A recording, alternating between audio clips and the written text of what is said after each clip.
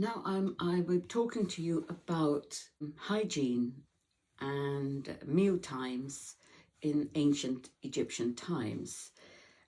Generally with hygiene, before and after eating, people would pour water over each other's hands so that they wash before and after each meal. And this is usually, there were three levels. There's the royalty, the well-to-do, the ordinary people, and then you've got the poor people. And it was the first two, the royalty and the very rich, and perhaps also the ordinary people who had this way of washing their hands before they ate.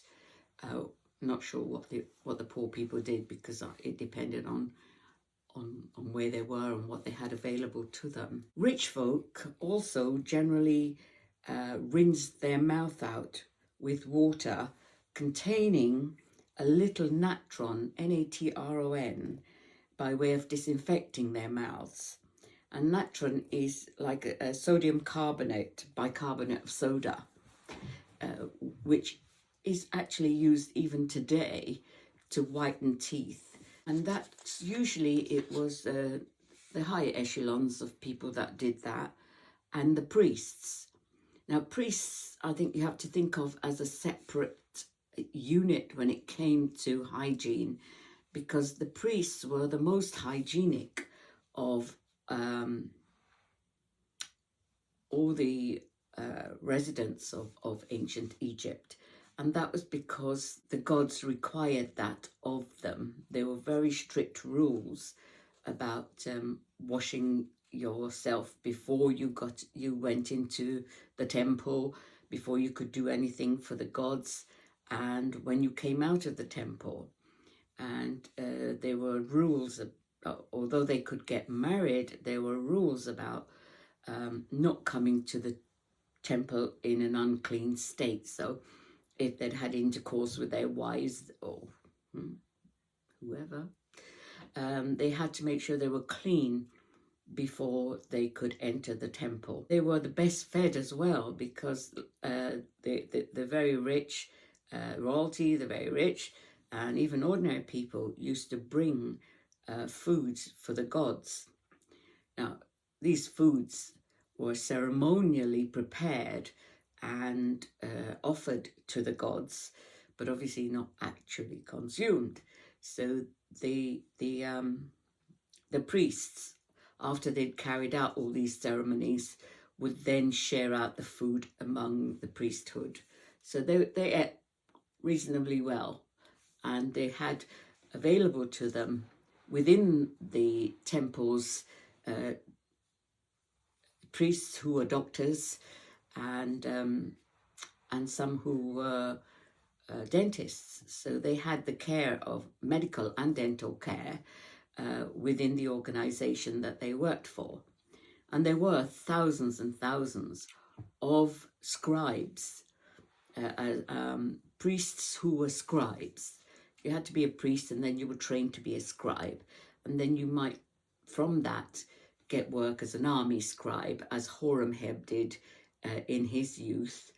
Horemheb worked his way up to being commander-in-chief, and I, the vizier, during the time of Tutankhamun's father Akhenaten, being the pharaoh. Now, in Tut's time, from what I've been able to find out, food and meals as regards the royalty and the rich folk, they generally had 2 meals a day, breakfast and an afternoon meal. Breakfast normally would consist of porridge, cheeses, fruit, cakes, and the afternoon meal will probably be stuffed pigeon or roasted goose, perhaps roasted beef or lamb, although they didn't have that much in the way of lamb. I think they had goats.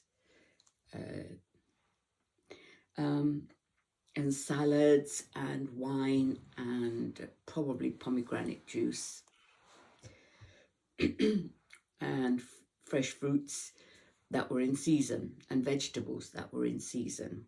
They had a choice, effectively, and they ate very well.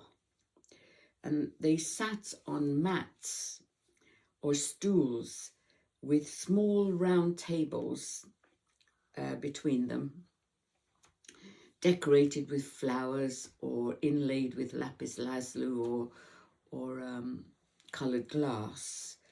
And they had their own crockery. So there were bowls of food and they helped themselves and put it on their crockery, their plate, what they would have. Now, ordinary folk, they ate twice a day. These are more like the working class. They ate twice a day, but at sunset and at sunrise and at sunset. So they had essentially 2 meals, but sometimes they would have a snack during the day.